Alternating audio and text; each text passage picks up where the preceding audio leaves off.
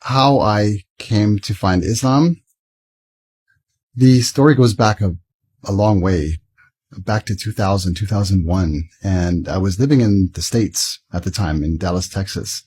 And I just moved there and I was looking for a place to live. And out of nowhere, this man walks into my office and he just says, "Hey, I'm Alif and I've got an apartment and you can rent from me."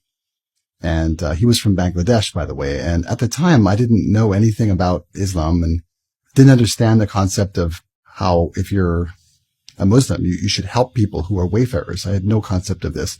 And I said no. He seemed a bit strange at the time. But he kept on coming back.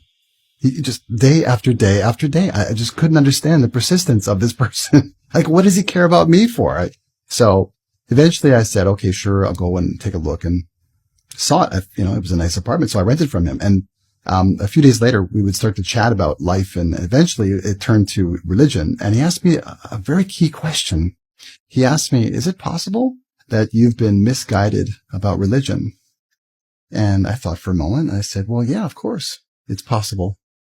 And I think something changed in my life at that point. At that time, I had no clue, but I think my life took a new direction as soon as I was able to make that answer. Of course, at the time, I wanted nothing to do with religion or Islam. I was a complete atheist unbeliever. And 3 years after that, I'd already been married and divorced, and it was a really bad time for me. And so I started to reevaluate my entire life. I questioned everything.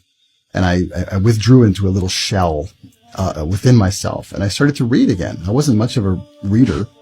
And then I went back to a book that I had read years prior called The 7 Habits of Highly Effective People by Stephen Covey.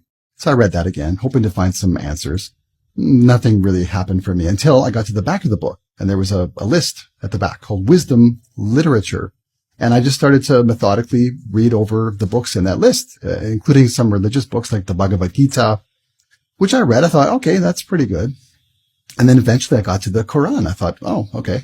It's translated by Muhammad Marmaduke Pickthall, a very specific translation. And so I thought, well, where do I get the book? So I ended up going to a used bookstore back in Winnipeg at the time. And I went to the religious section. And sure enough, there was one old dog-eared copy of this particular translation of the Quran. So of course I bought it. It was $3.50. Still remember the price. Took it home and I read it. And I got through it, page after page, cover to cover. And by the end, I was just like, this is it. Something went clunk within me, and just something was completed at that point. And I just simply knew somehow this is it. And because I knew this is it, and because I understood it a little bit, I realized just how far I was away from the straight path at that time. And I was overwhelmed with just the enormity of the task. Like, how do I possibly do all this? How could I, this humble person, achieve that level of moral rectitude? And so I was quite upset. So I decided to read it again, and I did, cover to cover. Got to near the end, and I was still depressed, and I realized, I don't know if I can do this, until I read an ayat at the very end. It said, God is always willing to forgive. And that's when I thought, okay, I have a chance. There's a chance for me with this. I can do it. And I also took some pages out of Muhammad's history and realized that he received the Quran over 20 years. So I thought, well, maybe I can give myself 20 years to just do little parts as much as I can at the time from the Quran. And I started out doing what I could do that was easy for me, and with really basic things like cutting out pork and alcohol. That for me was so easy. The same day I read the Quran, that was it. No more alcohol, no more pork for me. The much more difficult things that came quite a long time later were giving in regular charity and regular Ramadan fasting, and also the regular prayers, the salat. Those last three things were the hardest ones to implement. And I'm telling you right now, if it wasn't for my wife, I would probably still not be doing those things. My beloved brothers and sisters, as Muslims, it is our duty to share the message of Islam with kindness and sincerity. When you give dawah to non-Muslims, do it with a good heart and pure intention, not to argue or prove yourself right, but to help others understand the beauty of Islam. A few gentle words spoken with wisdom and love can touch someone's heart deeply. Always remember that guidance comes only from Allah. Your job is to share the message in the best way possible, with respect, good manners, and patience. When non Muslims see your honesty, good character, and kindness, they may become curious about Islam and want to learn more.